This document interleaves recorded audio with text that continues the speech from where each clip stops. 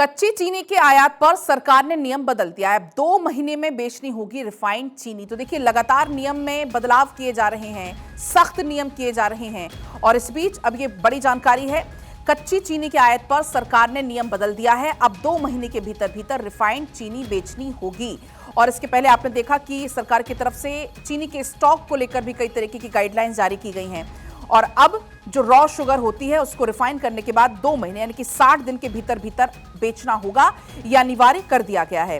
पहले रिफाइनर्स और मिलों के पास आयातित कच्ची चीनी को लंबे समय तक स्टॉक में रखने की या रिफाइन के बाद धीरे धीरे बाजार में जारी करने की छूट थी, लेकिन अब जो समय सीमा है वो लागू हो गई है। 2 महीने यानी कि 60 दिन के भीतर भीतर बेचना होगा।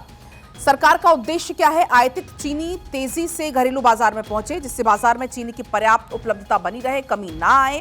क्योंकि अब आप देखिए, त्योहारी सीजन शुरू हो रहा है। त्योहारी सीजन और सामान्य दिनों में खुदरा और थोक स्तर पर चीनी के दामों में उछाल को रोकना इसका एक मकसद है। जो रिफाइनरीज उनके द्वारा कच्चे माल को होल्ड करके कृत्रिम तौर पर बाजार में कमी पैदा करने की कोशिश की जाती है, तो उस गुंजाइश को पूरे तरीके से खत्म करना इसका मकसद है।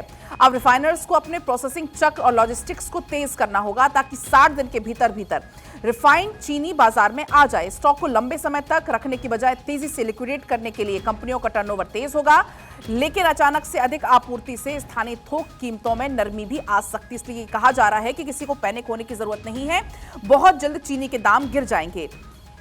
खाद्य एवं सार्वजनिक वितरण विभाग यानी कि डीएफपीडी के पोर्टल पर कंपनियों के स्टॉक और बिक्री के आंकड़े नियमित रूप से भी अपडेट करना होगा। ये भी जो नियम कानून है, जो गाइडलाइंस तय की गई है, उसमें इस पॉइंट का भी जिक्र है कि आपको स्टॉक का, बिक्री का जो आंकड़ा है वो नियमित तौर पर अपडेट करना होगा।